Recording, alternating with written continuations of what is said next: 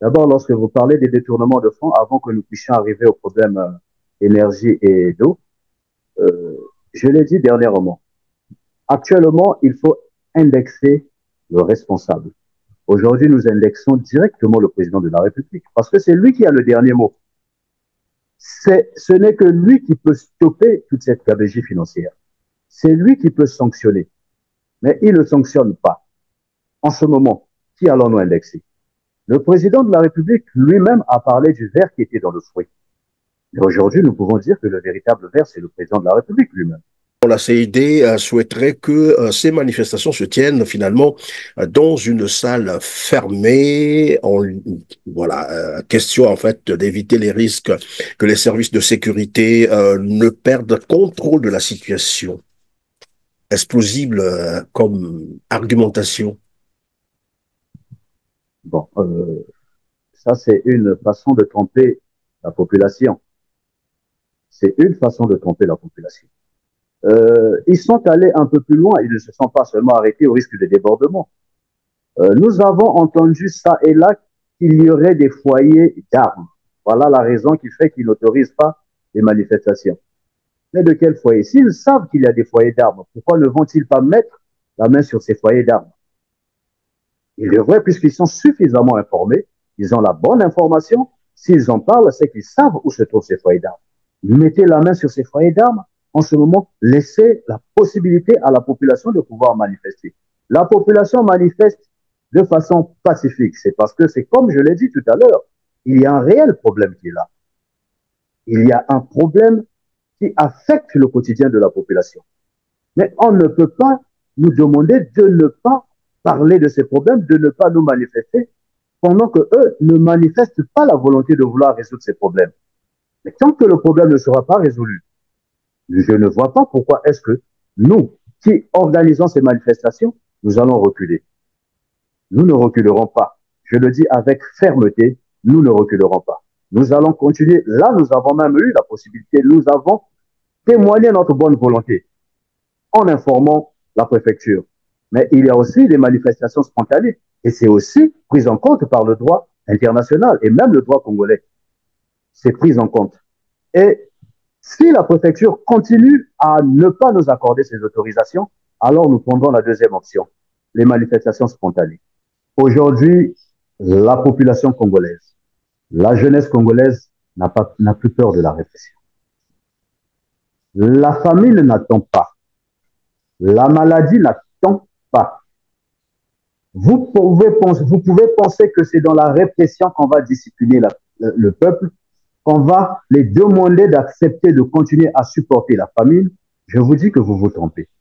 Évidemment, le bien-être social des Congolais, mais sauf qu'ici, on note bien entendu une volonté manifeste du gouvernement congolais, j'allais dire, du régime de Brazzaville, à maintenir les Congolais dans la précarité, parce qu'au moment où on parle de la réduction, évidemment, du train de vie de l'État, on note plutôt l'augmentation des gros salaires des officiers de l'armée, au niveau de, bien sûr, disons, des responsables politiques, comme on l'a dit, et administratifs qui gagnent dans l'ordre des millions, voilà, des dizaines de millions de francs CFA pendant que la population est là dans la précarité. Alors, mais Cédric Balou, on va mettre, comme qui dirait, le pied dans le plat. Alors ici, nous avons été interpellés par certains téléspectateurs qui nous disent, mais attends, nous on l'a connu comme un fervent défenseur du régime de Brazzaville. Nous lisions, parce que je ne sais pas si c'est dans le même sens que où vous avez arrêté, que vous avez basculé de l'autre côté, vous nous le direz tout à l'heure. Entre-temps, nous lisions sur les réseaux sociaux ces postures pro-Sassou, c'est comme ça qu'il dit ça, pro-pécétiste, et il a même défendu le changement de la Constitution, donc en octobre 2015. Qu'est-ce qui peut expliquer, et c'est la question que je vous pose, ce retournement contre, ils appellent ça ses anciens employés, c'est-à-dire, ou contre, voilà, le régime de Brazzaville.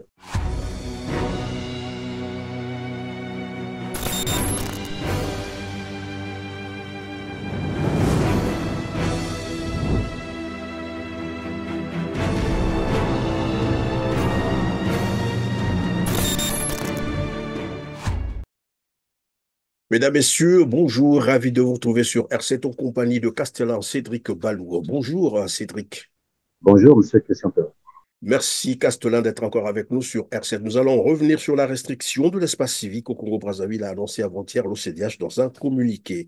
Intimidation et menaces relativement aux manifestations citoyennes et populaires, notamment les marches populaires que devrait organiser la société civile congolaise simultanément à Brazzaville, en France et en Afrique du Sud. Mais bon, en France, on peut encore dire que les Congolais ont pu s'exprimer ainsi qu'en Afrique du Sud contre les accords illégaux de cession des terres arabes du Congo-Brazzaville au Rwanda. Mais au Congo-Brazzaville, les marches ont été interdites, suivies d'interpellations de plusieurs acteurs de la société civile, dont vous-même, et nous y reviendrons tout à l'heure. C'est dans cette logique, bien entendu, de privation des libertés que vendredi 17 mai dernier, de 10h à 12h, deux leaders du mouvement citoyen Ras-le-Bol ont été entendus à la centrale d'intelligence et de la documentation par le colonel Ewango et le colonel-major Félix Fulbert Ondaye sur la base d'une longue liste nominative apportant avec des numéros de téléphone des activistes de la société civile à convoquer. Comme quoi ce n'est pas encore fini, ils vont continuer à traquer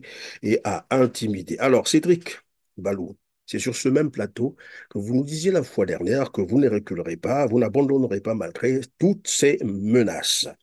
Mais on se rend bien compte que le régime de Brazzaville est en train de se radicaliser. Ceci nous rappelle d'ailleurs la crise d'octobre 2015 au Congo-Brazzaville sur le référendum. Quelle pourrait être donc la suite, puisque nous apprenons aussi que le pouvoir appartient au peuple? Oui, merci, monsieur Christian Perrin. Quelle serait la suite? Mais la suite, nous allons continuer à mener le combat.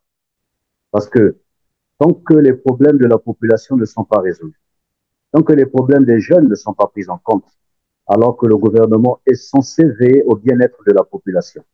Et quand le gouvernement se désolidarise un peu de la population, nous ne pouvons pas rester muets. Nous allons continuer à mener des actions. Ce que nous faisons ne fait pas de nous des hors-la-loi. Nous ne sommes pas des renégats. C'est constitutionnel. L'article 27 de la Constitution nous autorise à manifester. Nous sommes même polis lorsque nous demandons, nous donnons une lettre d'information. Parce que la Constitution ne dit pas que nous devrions recevoir une autorisation de la préfecture. Nous devrions plutôt informer la préfecture de telle sorte que la préfecture prenne les dispositions d'encadrement de la marche.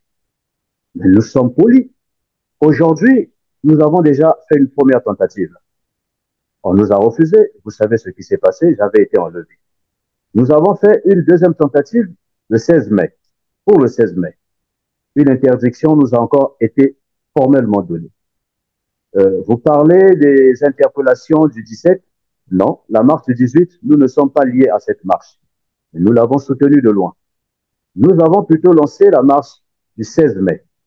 Mais nous avons vécu ce qui se passe dans le film, dans la série de 24 heures chrono, où des éminents responsables du bureau exécutif national du collectif des jeunes du Congo et de la diaspora ont été enlevés. Nous avons été surpris. Ce sont des comportements que nous condamnons. Nous avons commencé à constater des disparitions autour de nous pendant que nous étions en réunion. Parce que parmi nous, nous avons des fumeurs. Et lorsque nous sommes en temps de pause, parce que nous travaillons pendant longtemps, lorsque nous sommes en temps de pause, les autres ne pouvant pas fumer devant nous, lorsqu'ils prennent une petite pause pour aller tirer la cigarette à l'extérieur de la salle, mais ces derniers ne reviennent plus. Ils sont enlevés, brutalisés, mis dans des véhicules. 4 d'entre nous ont été enlevés en date du 15 par la centrale d'intelligence et de la documentation. Mais ces intimidations ne peuvent plus marcher parce qu'aujourd'hui, la souffrance a tellement atteint son paroxysme que nous ne pouvons nullement reculer. Alors, c'est d'ailleurs, vous vous rappelez, oui, allez-y. D'ailleurs, le Congo n'a jamais écrit le droit. Il l'a adapté en fonction du droit international.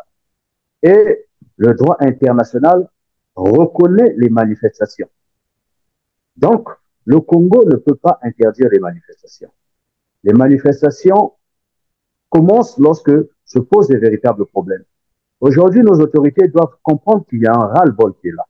Ils n'ont pas été à la hauteur des attentes des Congolais, mais ils doivent autoriser les Congolais à mieux s'exprimer sur leurs souffrances. Les Congolais souffrent, la population souffre, les jeunes souffrent, les jeunes manquent d'emploi. On ne peut pas demander à la jeunesse de souffrir en silence. Les jeunes sont en train de souffrir, les jeunes ont faim, les jeunes manquent d'emploi. Mais on ne peut pas nous demander de souffrir, de rester dans le chômage de l'oisiveté et d'attendre tranquillement à la maison. Non, ce temps est révolu. Aujourd'hui, nous ne pouvons plus nous taire. Peu importe les intimidations, nous continuerons à manifester, à mener des actions de façon pacifique. Évidemment, alors tout à l'heure, vous rappeliez l'article 27 de la Constitution congolaise du 6 novembre 2015, bien entendu. La CID reproche aux organisateurs, en fait, elle pense que vous n'avez pas mis la forme qu'il fallait, la forme requise au regard de la législation en vigueur. Que faut-il donc comprendre par là? Oui, mais de quelle législation parle-t-il? En temps normal, pour tenir une marche, on n'a pas besoin de l'autorisation de la préfecture. Mais on peut informer la préfecture. De quelle législation? La préfecture devrait interdire les marches lorsque le trajet demandé, le trajet sollicité par les organisateurs de la marche est déjà peut-être occupé. Cela peut constituer un motif de refus. Mais lorsqu'il n'y a aucun motif valable, parce que jusque-là, on ne nous a pas encore produit un motif valable lorsque nous posons la question. Lorsqu'il n'y a pas de motif valable en ce moment, la préfecture est dans le faux. Et si la préfecture est dans le faux, cela revient à dire que les bons citoyens devraient rester dans la Constitution, c'est-à-dire effectuer la marche comme cela est prévu dans la Constitution. Donc, je ne vois pas de quelle législation parle la CID. Et donc, dans le même temps, la CID souhaiterait que ces manifestations se tiennent finalement dans une salle fermée. Voilà, question en fait d'éviter les risques que les services de sécurité ne perdent contrôle de la situation. Est-ce plausible comme argumentation? Bon, ça c'est une façon de tromper la population. C'est une façon de tromper la population. Ils sont allés un peu plus loin, ils ne se sont pas seulement arrêtés au risque de débordement. Nous avons entendu ça et là qu'il y aurait des foyers d'armes. Voilà la raison qui fait qu'ils n'autorisent pas les manifestations. Mais de quel foyer? S'ils savent qu'il y a des foyers d'armes, pourquoi ne vont-ils pas mettre la main sur ces foyers d'armes? Ils devraient, puisqu'ils sont suffisamment informés, ils ont la bonne information, s'ils en parlent, c'est qu'ils savent où se trouvent ces foyers d'armes. Mettez la main sur ces foyers d'armes, en ce moment, laissez la possibilité à la population de pouvoir manifester. La population manifeste de façon pacifique. C'est parce que c'est comme je l'ai dit tout à l'heure, il y a un réel problème qui est là. Il y a un problème qui affecte le quotidien de la population. Mais on ne peut pas nous demander de ne pas parler de ces problèmes, de ne pas nous manifester, pendant qu'eux ne manifestent pas la volonté de vouloir résoudre ces problèmes. Mais tant que le problème ne sera pas résolu, je ne vois pas pourquoi est-ce que nous, qui organisons ces manifestations, nous allons reculer. Nous ne reculerons pas. Je le dis avec fermeté, nous ne reculerons pas. Nous allons continuer. Là, nous avons même eu la possibilité, nous avons témoigné notre bonne volonté en informant la préfecture. Mais il y a aussi des manifestations spontanées. Et c'est aussi pris en compte par le droit international et même le droit congolais. C'est pris en compte. Et si la préfecture continue à ne pas nous accorder ces autorisations, alors nous prendrons la deuxième option, les manifestations spontanées. Et parce que c'est un droit conféré par la Constitution congolaise. Alors, Cédric, il faut aussi rappeler que, disons aux téléspectateurs, que les Congolais vont debout contre la très mauvaise gouvernance du régime de Brazzaville, caractérisé, vous le savez très bien, par le vol, pillage systématique des ressources économiques, détournement en série des deniers publics, et nous reviendrons d'ailleurs tout à l'heure sur le dernier détournement qui a été révélé par publier ce que vous payez Congo, de 160 milliards de francs CFA au ministère de la Santé. Il y a aussi la privation du pays d'une partie de ses ressources ou, disons, des moyens d'existence. Bref, ainsi, je voudrais qu'on aborde la question de l'eau, de l'électricité, ainsi que de la santé au Congo-Brazzaville. Quelle lecture faites-vous finalement de ces problématiques, vous au niveau de votre organisation, de votre collectif? Oui, Monsieur Christian Perrin, ce n'est pas que nous, mais c'est tous les Congolais qui constatent. D'abord, lorsque vous parlez des détournements de fonds, avant que nous puissions arriver au problème énergie et d'eau, euh, je l'ai dit dernièrement, actuellement, il faut indexer le responsable. Aujourd'hui, nous indexons directement le président de la République parce que c'est lui qui a le dernier mot. Ce n'est que lui qui peut stopper toute cette gabegie financière. C'est lui qui peut sanctionner. Mais il ne sanctionne pas. En ce moment, qui allons-nous indexer? Le président de la République lui-même a parlé du verre qui était dans le fruit. Mais aujourd'hui, nous pouvons dire que le véritable verre, c'est le président de la République lui-même. Il a le dernier mot. Il sait ce qui détourne les fonds. Il a tous les services de renseignement qui travaillent pour lui. C'est-à-dire qu'il est informé à la lettre près. Mais pourquoi ne prend-il pas des mesures nécessaires qui vont contenter la population? Parce que nous, c'est lui que nous avons élu, pas son gouvernement, j'insiste. C'est lui qui a tous les pouvoirs, pas son gouvernement. Alors pourquoi ne sanctionne-t-il pas les membres de son gouvernement lorsque ceux-là détournent les fonds? Il devrait servir au bien-être de la population. En parlant d'eau et d'électricité, M. Christian Perrin, c'est le calvaire de la population. Aujourd'hui, nous avons des coupures répétées. Mais nous ne comprenons pas pourquoi les coupures d'électricité. Pourtant, lorsque nous essayons un peu d'évaluer euh, les différentes centrales que nous avons et leur capacité de production en temps normal, on n'aurait pas ce problème. Parce que lorsque nous voyons la centrale électrique du Congo, celle qui se trouve à Pointe-Noire, elle a une capacité de production de 484 mégawatts, environ 484 mégawatts. Nous prenons la centrale électrique d'Imbulu, 120 mégawatts. Nous prenons la centrale électrique de Mukukulu, 74 mégawatts. Nous prenons la centrale électrique de Liweso, 19 mégawatts. Nous prenons la centrale électrique du Djoué, qui produit 15 mégawatts, mais hors service aujourd'hui. Nous prenons la centrale de Mpila, 32 mégawatts, hors service aujourd'hui. Mais pour ces centrales qui sont en service, lorsque nous faisons la sommation, nous sommes autour de 697 mégawatts. Or, le Congo a besoin en énergie d'environ 525 mégawatts. Mais vous voyez que l'offre est supérieure à la demande. Mais pourquoi nous avons des problèmes d'électricité? Pourquoi nous avons ces coupures? C'est ce que nous n'arrivons pas à comprendre.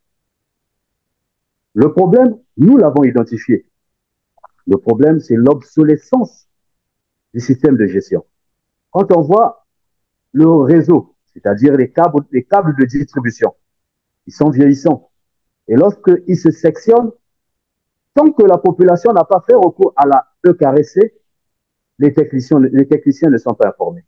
Ce n'est pas à la population d'informer normalement. C'était à la EKRC, avec le matériel, depuis leurs appareils, ils devraient être informés que dans tel secteur, il y a un problème de câble. Mais ça ne se fait pas. C'est parce que les appareils sont vieillissants, ils utilisent une vieille technologie.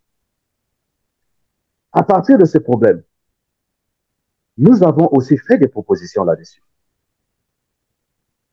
Nous avons fait des propositions que j'ai notées et je vais vous les lire par rapport au problème. Oui, allez-y, oui.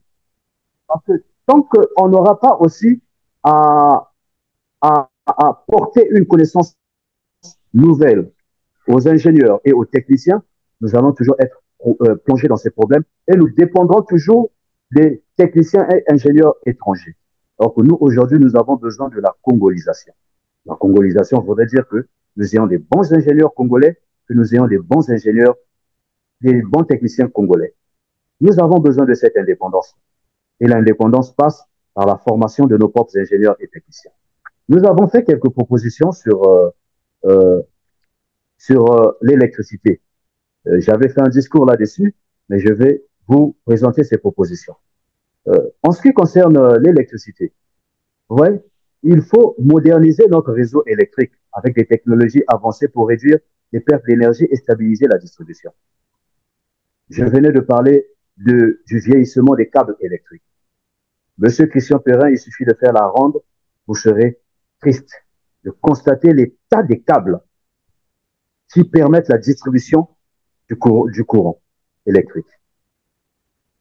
Nous avons suffisamment d'argent, vous venez de le dire, l'argent entre. Mais pourquoi ne pas prêter une attention particulière à ce qui permet aux Congolais de fonctionner? Parce qu'il y a des commerces qui fonctionnent à partir de l'électricité. Aujourd'hui, sans électricité, plus rien ne peut fonctionner dans ce monde. Mais nous avons ce problème-là. Nous proposons aussi la modernisation du réseau électrique avec des technologies avancées. Je venais de parler de l'obsolescence des logiciels. Je ne sais même pas s'ils utilisent des logiciels pour gérer. Aujourd'hui, on n'a plus besoin de se déplacer pour savoir, pour identifier le lieu où il y a un problème. Depuis leur centrale, les techniciens devraient être à mesure, dès qu'il y a un problème, d'identifier le lieu où se trouve le problème. Mais nous ne sentons pas la motivation ou la volonté de nos gouvernants à moderniser le pays. Nous avons proposé aussi d'exploiter, parce que aujourd'hui, nous constatons qu'il y a un problème. Malgré la surproduction, parce que jusque-là, l'offre était supérieure à la demande, je viens de le démontrer. Mais nous constatons qu'il y a toujours des problèmes d'énergie. Dans les zones rurales, nous pouvons exploiter d'autres sources d'énergie, comme l'énergie, par exemple, solaire, l'énergie éolienne. Nous pouvons exploiter tout cela. Mais nous ne le faisons pas dans notre pays. Il fait excessivement chaud.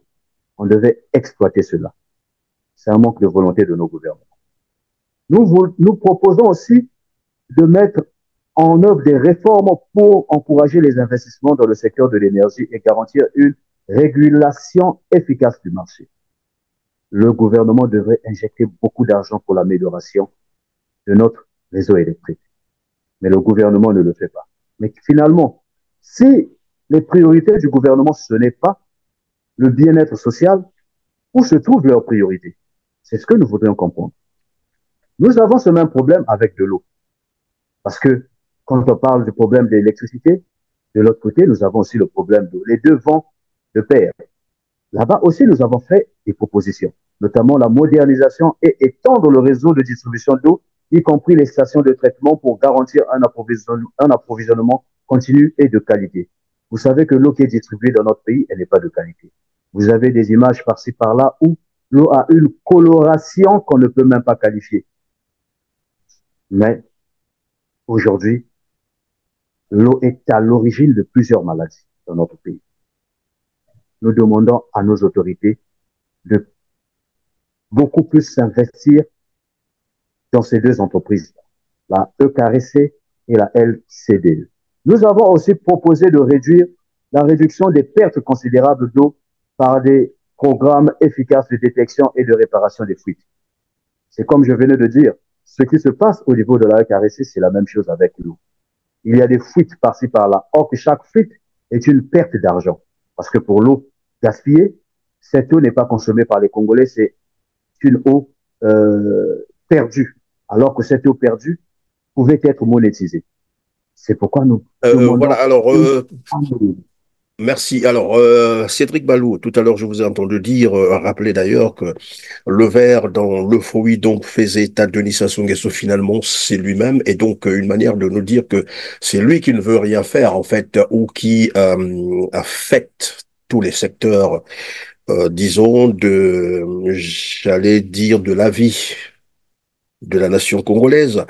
Et là, vous êtes en train de nous parler des propositions que vous avez eu à faire au gouvernement congolais pour l'amélioration, bien sûr, ou la qualité du service, notamment de distribution de l'eau et peut-être aussi, et de l'électricité. Tout à l'heure, vous allez nous parler aussi certainement si vous avez fait des propositions sur l'eau, et je crois qu'il doit en avoir.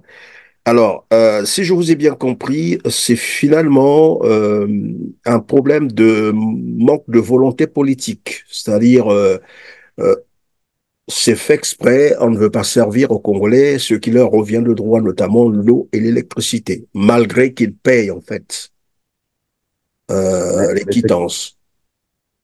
Oui, mais monsieur Christian Perrin, c'est ce que je ne cesse de dire. Dans ce que je venais de vous présenter, j'ai fait des propositions sur l'électricité et l'eau. Lorsque vous m'avez interrompu, je parlais des propositions sur l'eau. Je présentais les propositions que nous avons eu à faire sur l'eau. Ouais. Oui, aujourd'hui, nous le disons clairement. Parce que certains préfèrent indexer les ministres tout en laissant de côté le président de la République, alors que c'est lui qui a le dernier mot. Mais nous, nous voulons de la résolution de la situation de notre pays. Nous voudrions que le social des Congolais s'améliore. Donc, nous ne pouvons pas indexer ceux qui n'ont pas de pouvoir en laissant celui qui a le pouvoir. Nous indexons directement le président de la République. C'est lui qui a le dernier mot et ce n'est que lui qui peut ordonner l'amélioration des conditions. Prenons un exemple banal lorsque vous parlez de la santé, M. Christian Ferrand. Supposons aujourd'hui que le président de la République interdise les évacuations sanitaires. Parce que les évacuations sanitaires, vous savez que ça coûte beaucoup d'argent à notre pays. Et c'est le contribuable congolais qui supporte tout cela. Supposons qu'il interdise les évacuations sanitaires.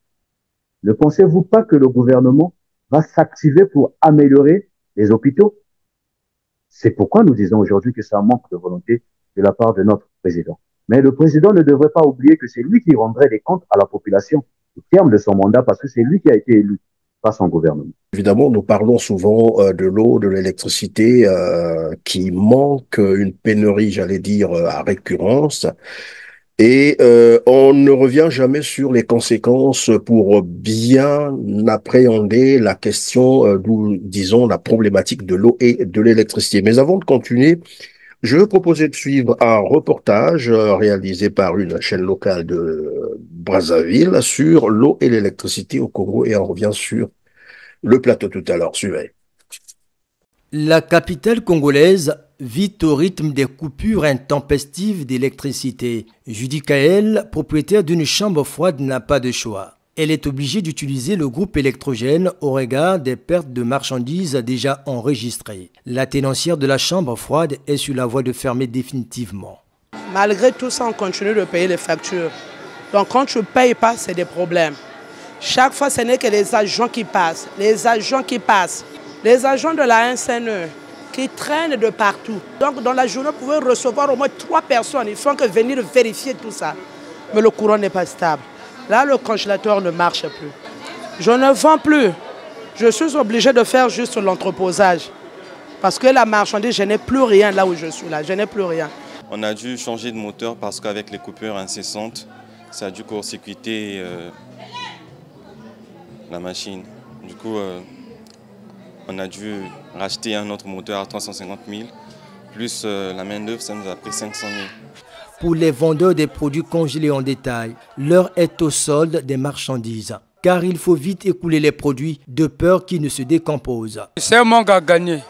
Parce qu'il n'y a pas le courant, on doit descendre la marchandise. Si ça dort, ça va pourrir, nous sera perdant. Dans certains ménages, les familles se plaignent de la qualité des produits congelés, soupçonnant ainsi leur décomposition faute d'électricité. Ça ne va pas. On n'a presque pas de l'électricité. Dernièrement, nous avons acheté du poisson ici qui était en très mauvais état. Et tout le monde presque était tombé malade ici. Tout le monde avait la diarrhée. Dans cette même famille, le congélateur est resté vide depuis quelques semaines. L'électricité n'est pas du tout stable. Il est donc difficile de s'approvisionner. Alors, on est incapable d'acheter des congelés pour mettre au frais parce que si on les met, ça se gaspille. On ne peut pas du poisson fumé, comme vous voyez, parce qu'on ne peut pas acheter les congelés. De souvent, ceux qui sont au marché, on ne sait pas sont en quel état, vu qu'il faut aussi voir aussi la santé. Stéphane a quant à lui quitté Mungali pour Bakongo, où il est parvenu à charger la batterie de son téléphone complètement éteint. Vraiment, aidez-nous s'il vous plaît. On a besoin du courant, il n'y a pas le courant, c'est juste le moteur qui s'allume là. Devenu quasiment endémique, les coupures d'électricité n'épargnent aucun ménage. La société Énergie électrique du Congo va de contre-performance en contre-performance, renforçant la précarité de vie à Brazzaville. Voilà, alors Cédric Balou, vous venez sur avec moi ce reportage où les jeunes Congolais, où les Congolais se plaignent, bien entendu, des délestages intempestifs du courant électrique, mais aussi de la pénurie, j'allais dire, récurrente de l'eau potable au Congo-Brazzaville. C'est dans toutes les villes que cela se pose comme problème, avec les conséquences que cela engendre. Et est-ce qu'on peut revenir là-dessus, les réalités vécues par les Congolais? Oui, mais les jeunes ont raison. Les mamans qui vendent au marché ou qui tiennent les boucheries ont raison. Parce que je venais de le dire tout à l'heure, qu'aujourd'hui, sans énergie, un pays ne peut pas fonctionner. Vous savez qu'au Congo, les jeunes sont beaucoup plus dans l'informel. Il y en a qui ont des maisons de saisie, il y en a qui ont des cabines téléphoniques, euh, comme d'ailleurs les mamans qui vendent parfois des produits surgelés au marché. Mais déjà, lorsqu'il n'y a pas d'énergie, pour les boucheries, il y a certains qui n'ont pas de groupe électrogène. Pour nous, dans les ménages, lorsque nous faisons nos approvisionnements, nous avons besoin du courant pour maintenir en bon état les denrées alimentaires. Mais lorsque nous avons des coupures intempestives, des coupures répétées, vous savez qu'aujourd'hui, lorsque même nous parlons de coupures, à côté, il faut aussi associer le problème qui va avec, le problème de baisse de tension. Nous n'avons pas le courant de bonne qualité. Même lorsque nous avons le courant, on est dans l'incapacité d'utiliser les appareils électroménagers. Et vous savez que un produit qui est mal conservé se décompose. Et le produit, lorsqu'il se décompose, la maman qui ne voudrait pas faire une perte au marché parce qu'elle n'a pas de réserve pour pouvoir relancer son commerce, elle est dans l'obligation de forcer le passage et de vendre. En ce moment-là, ce sont des maladies que nous sommes en train de propager. Ce n'est pas de leur faute, c'est de la faute du gouvernement. Donc aujourd'hui, nous ne pouvons pas indexer ces petits commerçants, ces détaillants. C'est le gouvernement.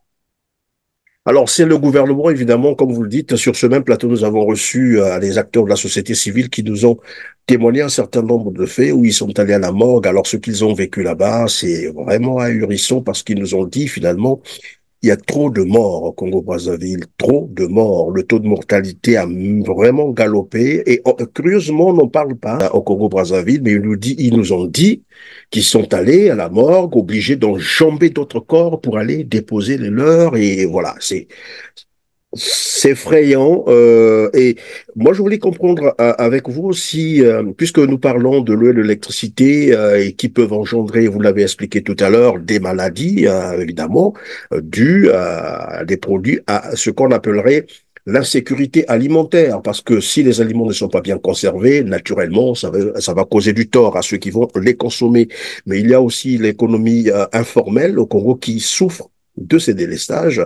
Et à la rigueur, c'est ce qu'on est en train d'assister, c'est que le peuple congolais vit dans une précarité absolue. Plus de 70%, ce n'est pas moi qui le dis, ce sont là des indications qu'on peut retrouver dans les rapports de la Banque mondiale. Plus de 70% des Congolais vivent en dessous du seuil de pauvreté, donc à moins de 600 francs CFA.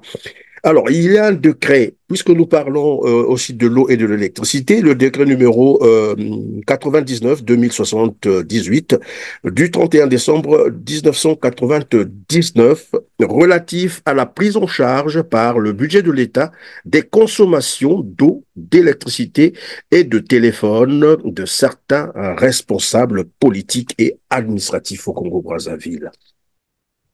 Pendant que la population doit payer, comme qui dirait, si vous ne payez pas, c'est ce que nous avons appris, il y a une pénalité. Vous payez la pénalité de 5 000 francs CFA, un truc du genre. Mais même quand ils ont payé leur quittance, ils n'ont pas le produit qu'il faut, c'est-à-dire ils ne sont pas fournis en eau potable. L'eau potable n'existe pas au Congo-Brazzaville, la vérité c'est ça, et on ne le dit pas assez dans les médias. Vous n'avez pas l'électricité. Quel commentaire vous inspire une telle réalité? Oui, monsieur Christian-Perrin. Tout ce qu'on peut dire, c'est que nos autorités ne se soucient pas de la population. Ils sont là pour leurs propres intérêts. Parce que comment comprendre que eux, qui ont des grands salaires, déjà ils sont payés à la main. Ils ne payent pas des impôts. Ils ne payent aucune taxe. Ils sont payés à la main. Comment voudrez-vous que eux qui ne payent pas d'impôts, qui ne payent pas de taxes, qui ont des grands salaires, seront exemptés du paiement de l'électricité, de l'eau et de leur facture de téléphone. Comment vous allez expliquer cela? Est-ce que, pardon, pendant que vous êtes en train de répondre, est-ce que c'est ce qui peut expliquer finalement leur insensibilité, ne pas connaître vraiment les réalités de cette vie sociale des Congolais? Ils payent pas l'électricité, ils payent pas le téléphone, ils payent pas le transport puisqu'ils ont des voitures de fonction, tout est gratuit. J'allais dire le logement, pareil. Est-ce que c'est ce qui les déconnecte finalement de la vraie réalité sociale que vivent les Congolais? Toutes ces autorités, pour la plupart, ont plusieurs ménages. Et ces ménages consomment beaucoup d'énergie parce que ils ont les moyens, donc ils vivent dans le confort absolu. Pour dire qu'ils ne pourront pas payer les factures, leurs factures à eux ne s'évaluent pas autour de 50 ou 100 000, c'est au-delà, ils atteignent des millions de factures. Mais ceux-là sont exemptés de tout ça. Ne connaissant pas la difficulté due au paiement des factures, ils ne peuvent pas se soucier du Congolais lambda. Parce que pour connaître une souffrance, il faudrait l'avoir vécue. Mais eux ne vivent pas cette souffrance. Il y en a qui sont là, ministres à vie depuis de très longues années. Ils ne peuvent pas se soucier du peuple. Parce qu'ils ne vivent pas cette souffrance. Ils ne connaissent pas le paiement de ces quittances. Voilà, alors Cédric Balou, tout à l'heure, nous parlions donc de l'exemption, bien sûr, que bénéficient les responsables politiques et administratifs du Congo-Brazzaville qui ne payent pas l'électricité, ils ne payent pas l'eau, ils ne payent pas le téléphone, le transport, les loyers. En tout cas, tout est gratuit pour eux. Entre-temps, ils ont des gros salaires de l'ordre de 11 à 20 et 25 millions de francs CFA. Dans un pays où voilà, la dette aujourd'hui culmine à 99% du PIB. Dans ce même pays, le SMIC, il est à 50 400 francs CFA, je répète, 50 400 francs CFA, 70% de la population, nous l'avons déjà rappelé, la population congolaise qui vit en dessous du seuil de pauvreté, soit à moins d'$1, moins de 600 francs CFA. Et voilà, bon, les autres situations, nous en avons déjà parlé, la précarité de la vie au Congo-Brazzaville, pas d'eau, pas d'électricité, la santé à terre, l'éducation, pareil. Alors, il y a un autre décret qui venait d'être pris, juste le mois dernier, en avril, c'est le décret 2024-188 du 24 avril 2024 relatif à l'augmentation de l'indice salarial des officiers, en fait, généraux des forces armées congolaises, dont les salaires sont passés de 1,5 million à 2 millions de francs CFA par mois. Je dis bien, par mois. Quelle interprétation faites-vous donc de ce décret d'augmentation lorsqu'on sait que dans ce même pays, il y a une bonne partie de la population qui vit dans la précarité totale? Oui, merci, M. Christian Peura. Bon, mais nous ne savons pas ce que ça cache. Ça cache quoi? Est-ce une forme de corruption ou c'est simplement une volonté de vouloir bien traiter les officiers supérieurs de notre pays? Mais nous ne sommes pas contre. Et lorsqu'on le fait pour les officiers supérieurs qui ont déjà un bon traitement, parce que vous devez savoir que les généraux sont pris en charge à vie et c'est supporté par le contribuable congolais. Donc, ils sont nourris, logés, véhiculés et gardés. Tout ça, c'est un budget. Lorsqu'on les associe encore des salaires énormes, ça augmente encore les charges de l'État. Mais nous ne sommes pas contre tout ça. Mais nous voudrions que lorsque les officiers supérieurs sont traités, ça doit descendre jusqu'au dernier soldat et s'étendre sur toute la fonction publique. Voyez-vous, M. Christian Peura, nous avons suivi une vidéo qui est devenue virale sur la toile, où à l'hôpital de Pointe-Noire à Cissé, les infirmières sont entrées en grève à cause du mauvais traitement. Il y en a parmi elles qui sont là depuis plus de 15 ans, depuis plus de 20 ans, mais qui bénéficient d'une motivation parce que ça, on ne peut pas appeler ça salaire. Lorsqu'on parle d'ordre de 30 000, 50 000, ça, ce ne sont pas des salaires. Pour un personnel habilité à prendre soin des malades, ça, ce ne sont pas des salaires.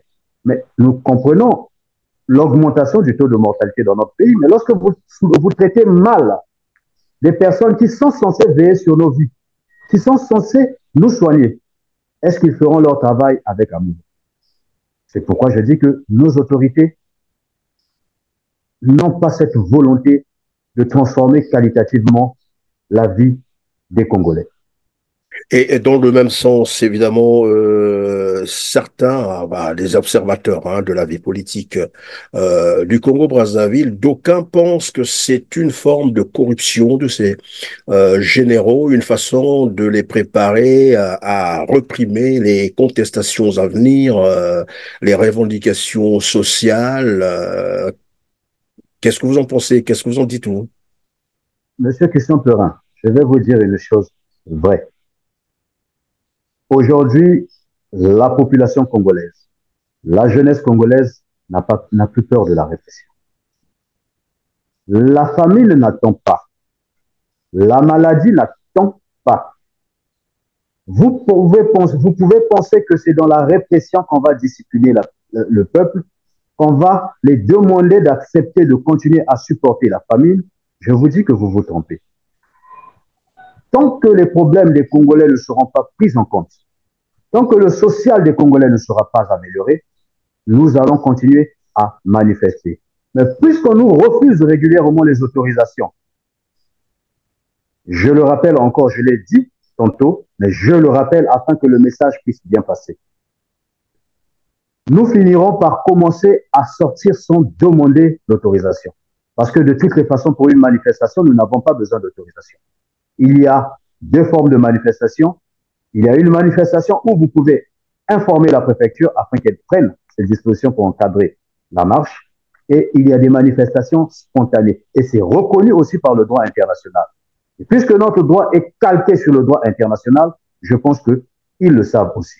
Et donc, augmenter les salaires des généraux pour peut-être mieux réprimer la population, je ne pense pas que cela pourrait contenir la population.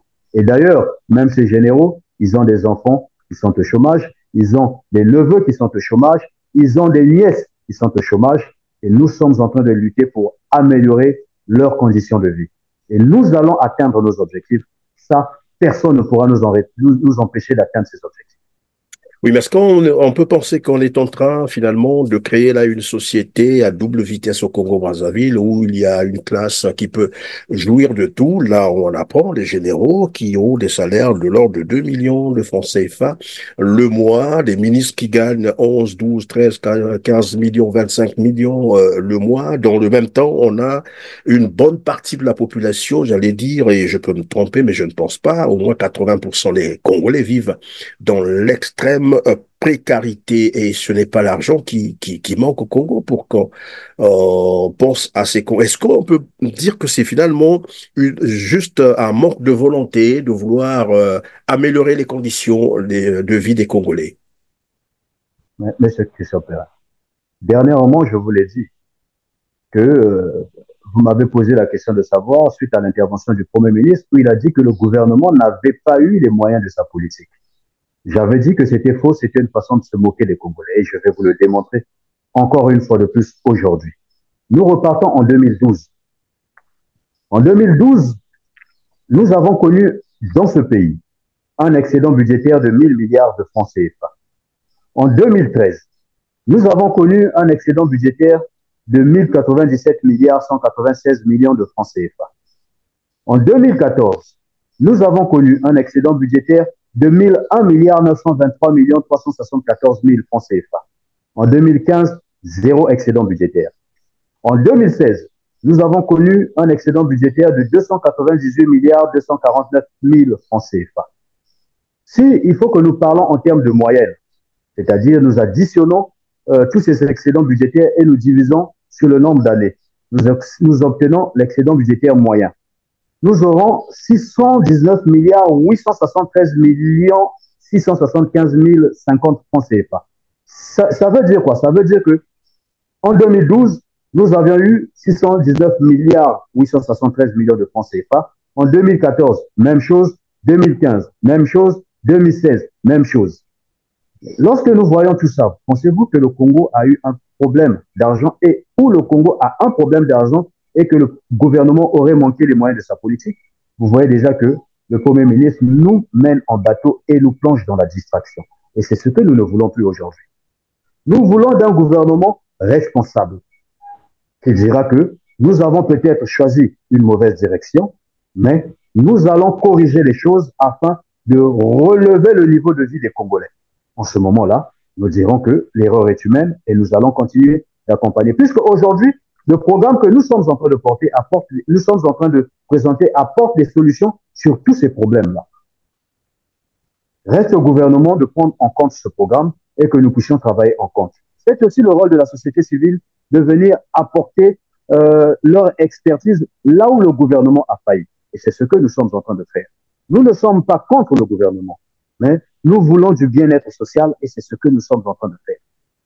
Évidemment, le bien-être social des Congolais, mais sauf qu'ici, on note bien entendu une volonté manifeste du gouvernement congolais, j'allais dire, du régime de Brazzaville, à maintenir les Congolais dans la précarité. Parce qu'au moment où on parle de la réduction, évidemment, du train de vie de l'État, on note plutôt l'augmentation des gros salaires des officiers de l'armée, au niveau de, bien sûr, disons, des responsables politiques, comme on l'a dit, et administratifs qui gagnent dans l'ordre des millions, voilà, des dizaines de millions de francs CFA pendant que la population est là dans la précarité. Alors, mais Cédric Balou, on va mettre, comme qui dirait, le pied dans le plat. Alors ici, nous avons été interpellés par certains téléspectateurs qui nous disent, mais attends, nous on l'a connu comme un fervent défenseur du régime de Brazzaville. Nous lisions, parce que je ne sais pas si c'est dans le même sens que où vous avez arrêté, que vous avez basculé de l'autre côté, vous nous le direz tout à l'heure. Entre-temps, nous lisions sur les réseaux sociaux ces postures pro-Sassou, c'est comme ça qu'il dit ça, pro-pécétiste, et il a même défendu le changement de la Constitution, donc en octobre 2015. Qu'est-ce qui peut expliquer, et c'est la question que je vous pose, ce retournement contre, ils appellent ça ces anciens employés, c'est-à-dire, ou contre, voilà, le régime de Brazzaville, pour être plus simple. Ah oui, Monsieur Christian Perrin, merci, parce que cette question, elle revient régulièrement. Nous lisons sur la toile comment je suis condamné, comment mon passé dans le PCT est en train de me rattraper aujourd'hui. Mais c'est un passé que je ne regrette pas. Seuls les irresponsables n'arrivent pas à accepter les actes qu'ils ont eu à poser dans le passé. Il faudrait être irresponsable pour ne pas l'accepter. Moi, je ne regrette pas. Qui n'a pas connu, surtout pour ceux qui sont nés dans les années 70, 80, qui n'a pas connu le PCT. À cette époque, c'était le parti unique. Même à l'école, nous mettions des foulards rouges lors de la levée du drapeau. Le drapeau qui était de couleur rouge aux couleurs du Parti congolais du travail. Moi, j'ai connu cette époque. Et donc, depuis cette époque, le PCT était en train de pénétrer notre être depuis l'enfance et nous avons grandi avec. Puis, je suis allé vivre à Wenze. À Wenze, là-bas, pour la plupart, nous voyons des drapelets rouges par-ci, par-là. Et c'était une ambiance qui attirait, parce que la jeunesse, c'est l'ambiance. C'était une ambiance qui nous attirait. Nous avions des amis qui étaient dans le Parti congolais du travail, qui faisaient partie du Congolais du travail pour la mobilisation. Donc, nous avions été enrôlés, entraînés dedans. C'est sans conviction que nous sommes allés là-bas. Mais pour un militant, lorsque la directive est donnée, un candidat est choisi pour représenter les couleurs du parti, parce que l'objectif principal d'un parti politique, c'est de conquérir le pouvoir. Et lorsque un candidat est choisi, tous les militants devraient soutenir ce candidat, battre campagne pour ce candidat jusqu'à conquérir le pouvoir. C'est ce que nous avons fait. Donc nous ne pouvons pas regretter cela. Nous avons battu campagne pour la réélection du président Denis Sassou Nguesso. Mais nous étions animés par un sentiment de joie. Je m'explique. Le président de la République a été élu sur la base d'un projet de société. Ensemble, poursuivons la marche. Et là, dans ce projet de société, ce qui me captivait, moi, personnellement, c'est le compte que trouvait la jeunesse dans ce projet de société. La place qu'occupait la jeunesse. Que veulent les jeunes? Ce sont les emplois. Dans ce projet de société, l'axe 2 dit ceci: la redynamisation de l'économie et la création d'emplois. Et là-dedans, les jeunes se retrouvent. L'axe 6 dit ceci: l'éradication des antivaleurs. Or, nous savons que dans ce pays, ce qui est en train de détruire le pays, ce sont les antivaleurs. Donc, Quand ces deux éléments sont réunis, où on est en voie de trouver la solution, mais nous ne pouvons qu'être contents. C'est pourquoi je parle de la joie. Nous sommes allés sur le terrain, nous avons battu campagne en nous appuyant sur ces deux axes. La redynamisation de l'économie et la création des emplois et l'éradication des antivaleurs. Mais aujourd'hui, qu'une véritable conscience politique s'est installée, aujourd'hui que le véritable amour pour notre pays s'est installé. Parce que hier, on pouvait dire qu'on aimait le pays, mais sans pourtant comprendre la profondeur et la quintessence de la chose. Mais aujourd'hui, nous comprenons ce que c'est l'amour de notre pays. Aimer son pays, c'est vouloir le voir se développer. Aimer son pays, c'est de voir l'épanouissement de ses citoyens.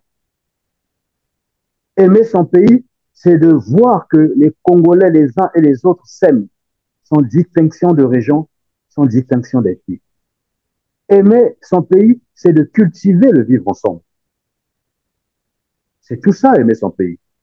Mais lorsque nous constatons que ces facteurs qui font qu'un pays puisse se développer ne sont pas réunis, en ce moment, nous prenons un peu du recul. Mais s'il faut me condamner aujourd'hui à cause de mon passé, mais il faut aussi condamner, par exemple, les protestants qui sont au départ partis de l'Église catholique, mais lorsque la vision n'a plus concordé, ils se sont séparés. D'autres sont restés catholiques, d'autres sont devenus des orthodoxes, et d'autres sont aujourd'hui des protestants. On ne peut pas les condamner et leur passé ne peut pas les rattraper. Oui, mais Cédric, pendant que vous dites ça, est-ce que vous êtes en train là d'annoncer carrément la rupture totale avec ce régime, avec ce gouvernement, j'allais dire le pouvoir de Brazzaville, ou bien vous êtes dans la logique de vouloir interpeller ce gouvernement ou ce régime à faire beaucoup mieux que ce qu'il fait maintenant là? C'est quoi votre vraie posture actuellement? Aujourd'hui, nous ne sommes plus un acteur politique. Nous sommes dans la société civile. Je suis ni membre du Parti congolais du travail parce que j'avais démissionné.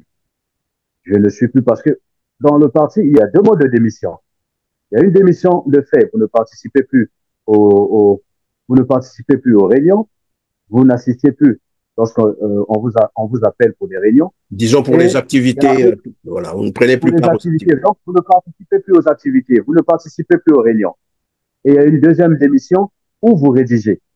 Nous sommes partis, quelques amis et moi avions pensé que notre vision ne se concordait plus avec celle du Parti congolais du travail parce que le Parti congolais du travail vise simplement à conserver le pouvoir. Mais nous visons au développement de la société. Nous visons le bien-être social. Du coup, ce ne sont pas les mêmes visions. Nous avons pris nos distances avec le Parti congolais du travail. Mais aujourd'hui, peu importe, maintenant que nous sommes société civile, peu importe le régime qui serait là, nous allons faire des propositions pour améliorer les conditions de vie des populations. Et c'est ce que nous sommes en train de faire aujourd'hui. Donc, s'il y avait changement de régime et qu'un autre président prenait le pouvoir, en tant que société civile, nous allons travailler avec ce régime, nous allons faire des propositions à ce régime pour l'amélioration du bien-être social. Donc, oui, mais en attendant, Cédric, pardon, nous savons qu'évidemment, Denis Sassou Nguesso est là au pouvoir depuis fort longtemps, bientôt presque 40 ans d'exercice. Son partage, il faut le dire comme ça, nous constatons malheureusement, et nous venons de le rappeler tout à l'heure, la population n'a pas d'eau potable, ça n'existe pas au Congo, pas d'électricité. En fait, l'électricité est instable, c'est ce qu'il faut dire. Le système de santé, je l'ai rappelé tout à l'heure, à terre, le système éducatif à terre. Encore, il faut parler peut-être du réseau routier de Brazzaville ou de Pointe-Noire, mais tout ça est délabré. Chômage endémique de la jeunesse. Qu'est-ce qu'il faut encore dire? Mais bon, voilà, la santé, on en a parlé tout à l'heure. On a là un tableau, mais vraiment noir, il faut le dire comme ça. C'est un échec cuisant. Je peux me tromper, mais après les gens pourront me dire ce qu'ils en pensent. Mais est-ce que vous vous sentez tout de même comptable de cet échec de la gouvernance Sassou Nguesso? Nous n'avons jamais occupé une responsabilité politique au sein du Parti congolais du travail. Mais cela ne me dédouane pas de cette responsabilité. Parce que nous avons bataillé pour que le président Denis Sassou Nguesso reste au pouvoir. Mais aujourd'hui que nous nous sommes rendus compte qu'il y a beaucoup de problèmes qui sont là, ils doivent être soulevés, ils doivent être développés. Nous avons pris l'option de nous retirer du Parti communiste du travail afin d'agir comme société civile et de mettre la pression sur un certain nombre de problèmes qui devraient trouver leur solution. Je l'ai dit lors de mon dernier entretien avec vous, je vous avais dit que aujourd'hui les gens indexent le gouvernement, la population indexe le gouvernement sans indexer le véritable acteur de notre pays. Le problème de notre pays aujourd'hui, c'est le président Denis Sassou Nguesso lui-même. Nous étions contents lorsque le président de la République a parlé du verre qui était dans le fruit. Aujourd'hui, nous finissons par dire que le verre qui est dans le fruit, c'est le président Denis Sassou Nguesso lui-même. Parce qu'il a tous les pouvoirs de pouvoir arrêter tout ce qui se passe dans notre pays. La gabegie financière, les détournements de fonds. Il peut même réduire le train de vie du gouvernement en un simple clic. Mais il ne le fait pas. Bien au contraire, il les donne encore beaucoup plus d'avantages. Pour preuve, il vient de réévaluer le salaire des généraux, comme vous venez de le dire. C'est pour dire que le problème, c'est le président Denis Sassou Nguesso lui-même. C'est pourquoi aujourd'hui, nous nous adressons directement au président de la République. C'est lui qui sera sanctionné par la population parce que c'est lui que la population a mandaté pour gouverner le pays. Et aujourd'hui, toutes les souffrances de la population congolaise, nous les lui chargeons. C'est lui le problème et c'est lui qui occasionne les souffrances de la population congolaise. C'est pourquoi nous demandons au président de la République de réellement s'impliquer. Il a décrété année de la jeunesse. Il a décrété 2024 année de la jeunesse, mais nous ne sentons pas son implication. Nous ne le voyons pas actionner les contrôles. Nous ne le voyons rien contrôler. Il a décrété 2024 année de la jeunesse et il est assis tranquillement. Nous sollicitons son implication. Nous voudrions le voir faire des descentes pour venir réellement regarder ce qui se passe sur les travaux qui se font, si réellement des travaux se font. Nous avons tiré sur la sonnette d'alarme hier en disant que le gouvernement n'avait aucun programme à présenter aux jeunes. Mais aujourd'hui, on nous donne raison. Parce que lors du Conseil de ministres dernier, c'est là que le président demande au gouvernement de travailler sur un programme de la jeunesse et qu'on le lui soumette au prochain Conseil de ministres. Vous voyez donc que tous les éléments que nous apportons sont réels parce que nous, on a opté pour la vérité. Ce n'est qu'au président Denis Sassou Nguesso de pouvoir débloquer la situation de notre pays. Et s'il aime son peuple, ce peuple qui lui a fait confiance, l'occasion pour lui de renvoyer l'ascenseur à la population est arrivée. Puisque aujourd'hui, il faut reconnaître que aucune politique mise en place depuis le chemin d'avenir et autres, l'agriculture, priorité des priorités, l'autosuffisance alimentaire, le Congo pays émergent à l'horizon 2025. Le Congo a même inventé une formule pour repousser l'émergence. Nous demandons au président de la République une implication totale. Les objectifs de développement durable, où il rendra compte en 2030, que dira-t-il? Quel compte rendu fera-t-il lorsque ces objectifs ne sont pas atteints? Voilà un peu notre position sur la question que vous venez. Et que répondez-vous à ceux qui pensent, aux observateurs bien entendu, qui pensent que votre posture actuelle doit être ou est motivée par une certaine frustration, probablement que vous n'avez pas obtenu ce que vous attendiez du Parti congolais du travail, je dis des postes par exemple. Et donc, ces observateurs estiment que c'est une frustration qui vous a fait basculer de l'autre côté. Non, il n'y a aucune frustration. Au preuve, je ne regrette pas d'avoir appartenu à ce parti, au Parti congolais du travail. Je n'ai pas nié. Je reconnais avoir appartenu au Parti congolais du travail. Mais chaque militant est assujetti à des devoirs. Un militant a des devoirs. La plus grande joie pour un militant, c'est d'avoir atteint les objectifs qui lui sont fixés. Nous avons atteint nos objectifs en faisant réélire le président de la République. Oui, effectivement, nous avons été sur tous les fronts. J'ai été sur tous les fronts. J'ai fait les 12 départements de notre pays pour la réélection du président Denis Sassou Nguesso. Mais mon objectif étant atteint en tant que militant, mais c'est ça ma joie. Mais aujourd'hui, cela ne m'empêche pas que, ayant constaté qu'il y a des problèmes dans notre pays, que je ne puisse pas les évoquer, puisque je me suis retiré du Parti congolais du travail, simplement à cause de la vision qui ne concordait plus avec la nôtre. Nous avons une vision sur le développement durable. Le Parti congolais du travail a une vision sur la conservation simplement du pouvoir. Ce sont des visions qui ne peuvent pas se concorder. D'où la nécessité pour nous de nous retirer du Parti congolais du travail et de travailler sur les pas du développement durable.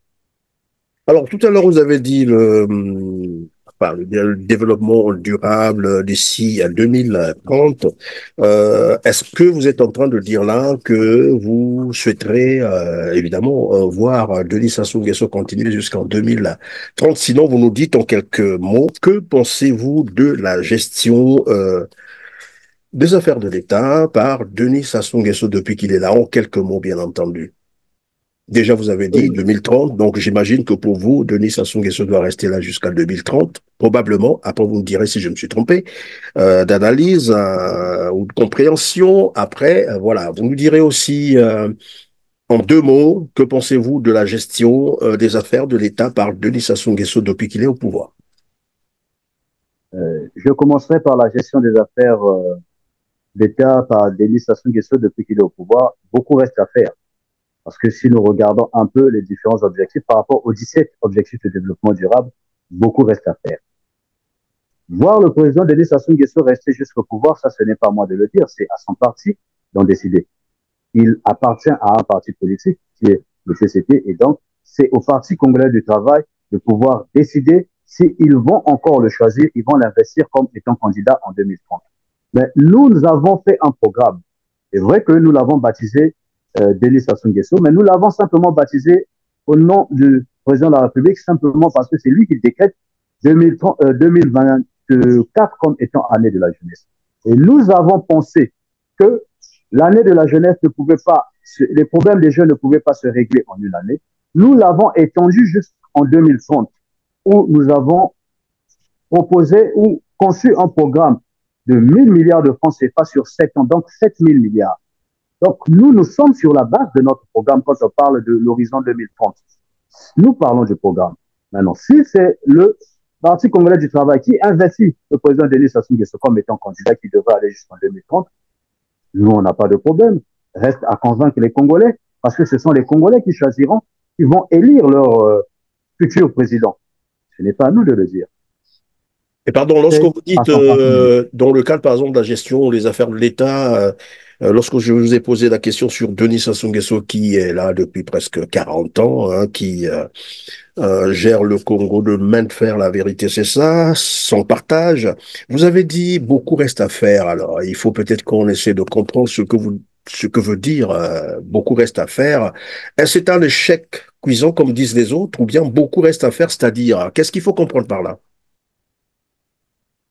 Nous prenons l'éducation, puisque vous voulez que je le dise un peu terre à terre. Nous prenons l'éducation alors que l'éducation fait partie des objectifs de développement durable et que nous retrouvons encore des enfants qui sont assis à même le sol. C'est ça, beaucoup reste à faire. Nous voyons le problème d'eau. Les Congolais n'ont pas d'eau. Nous payons des factures et l'eau ne coule pas de nos robinets. C'est ça, beaucoup reste à faire. Même chose pour l'électricité. Nous n'avons pas d'électricité, malgré que nous payons des factures, on nous surfacture, on nous colle des pénalités. C'est ça, beaucoup reste à faire. Nous prenons le train de vie des Congolais. Aujourd'hui, nous vivons mal au Congo. Nous avons un problème avec les denrées alimentaires parce que l'autosuffisance alimentaire n'a pas été atteinte. C'est ça, beaucoup reste à faire. Nous regardons notre économie. Notre économie peine à se redynamiser. Aujourd'hui, vous l'avez souligné que la Banque mondiale, ce n'est pas nous, c'est la Banque mondiale qui souligne que les Congolais vivent en dessous du seuil de pauvreté avec moins d'1 dollar par jour. Mais c'est ça, beaucoup reste à faire. Donc, je me suis suffisamment exprimé là-dessus. Beaucoup reste à faire, sont ces objectifs qui n'ont pas été atteints. Tant que ces objectifs ne seront pas atteints, alors le train de vie des Congolais ne changera pas. Les Congolais continueront à vivre en dessous du seuil de pauvreté. Et c'est ça, beaucoup reste à faire.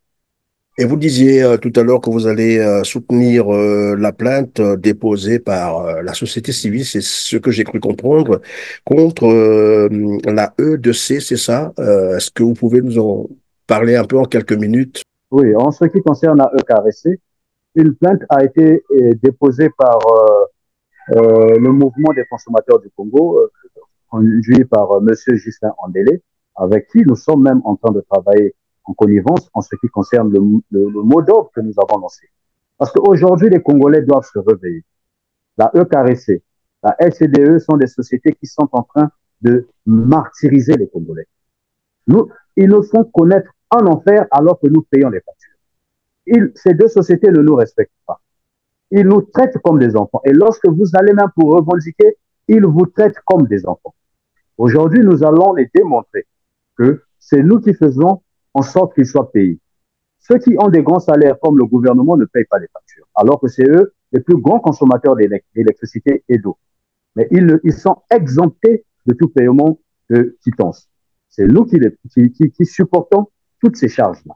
Mais c'est encore nous que ces deux sociétés ne respectent pas. Vous aussi, c'est pareil. C'est pas mon travail. Je fais de la relation clientèle et de la ripa. Je fais ça seulement parce que j'aime. C'est pas pour la peine que vous venez me chauffer la tête. Je vous dis déjà.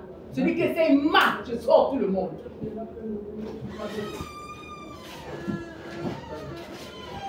Monsieur Ngoma, oui, fermez-moi la porte. Les hommes me manquent beaucoup. Mes chers frères et sœurs, mes chers compatriotes, nous sommes arrivés à un point de rupture avec l'incompétence et l'incapacité flagrante de nos dirigeants à répondre aux besoins fondamentaux qui affectent notre quotidien. Les coupures incessantes d'électricité et les interruptions d'approvisionnement en eau ont causé des dommages conséquents et inacceptables. Nos appareils électroménagers sont régulièrement endommagés par les fluctuations de tension. Nos réserves de nourriture, essentielles pour nos familles et nos petits commerces, se détériorent, causant des pertes financières significatives. L'impossibilité de conserver les produits frais menace notre subsistance et intensifie l'insécurité alimentaire. De plus, l'accès irrégulier à l'eau potable met en péril notre hygiène et notre santé, exposant les plus vulnérables parmi nous, comme les enfants, les malades et les personnes âgées, à des risques sanitaires graves. Face à cette situation critique, nous appelons à un acte de résistance civique, le boycott du paiement des factures d'eau et d'électricité de la période de mai-juin. Ce boycott durera jusqu'à ce que le gouvernement prenne ses mesures réelles et tangibles pour améliorer ses services essentiels. Il est inacceptable que les membres du gouvernement, les députés, les sénateurs et autres dignitaires bénéficient de l'exonération du paiement de l'eau et de l'électricité, tandis que nous, peuple, supportons ce fardeau financier pour eux. Nous refusons de continuer à payer pour les consommations extravagantes et celles de leurs nombreuses résidences et bureaux. Nous exigeons la création immédiate d'un comité de gestion de crise, intégrant la participation active des citoyens et des organisations non gouvernementales pour assurer l'implémentation de solutions efficaces et transparentes. Le temps des promesses vides est révolu. Nous réclamons des actions concrètes qui garantissent à chaque Congolais l'accès à des services de base fiables et de qualité. Mes chers compatriotes, cette lutte nous concerne tous. Les inégalités sociales engendrées par nos dirigeants affectent chacun d'entre nous. Ne nous laissons plus tromper par des promesses creuses. Notre avenir n'est pas leur priorité, mais nous avons le pouvoir de changer notre destinée. Restons mobilisés et prêts à agir. Si l'administration persiste dans son refus de résoudre le quotidien des Congolais, nous prendrons les rues sans leur permission. La patrie ou la mort, nous vaincrons. C'est pourquoi nous avons lancé un boycott des factures, un boycott des paiements de factures de mai-juin. Sur toute l'étendue du territoire congolais, les Congolais ne paieront pas ces factures, nous les mettons à la charge du gouvernement. Et tant qu'une vraie solution ne sera pas trouvée sur l'amélioration de l'électricité et de l'eau, nous ne continuerons plus à payer ces factures-là. C'est pourquoi nous soutiendrons aussi la plainte qui a été déposée, mais nous passons aussi à l'action en ne payant pas ces différentes factures. Merci, j'espère que le message a été très bien entendu par les Congolais, pourvu qu'ils adhèrent bien sûr j'allais dire, à cette approche. En tout cas, merci beaucoup, Castellan Cédric Balou, d'avoir été encore avec nous sur le plateau R7. Merci d'avoir été disponible au détriment de vos occupations. Merci, mesdames, messieurs, aussi, de nous avoir encore fait confiance aujourd'hui. Les petits gestes que j'aime bien vous inviter à faire et qui sont très importants pour nous, c'est de cliquer sur le petit pouce en l'air juste en bas de cette vidéo après avoir massivement partagé cette émission. Aidez-nous donc à atteindre un plus grand nombre de téléspectateurs, à mieux informer les Congolais. Dites-nous également en commentaire ce que vous pensez de cette émission. On se dit au revoir et à très bientôt. Mais bien avant, portez-vous vraiment bien car chaque jour est une vie. Merci. Merci à vous, Monsieur Christian Perrin, de nous avoir invités une fois de plus sur votre plateau. Je vous en prie.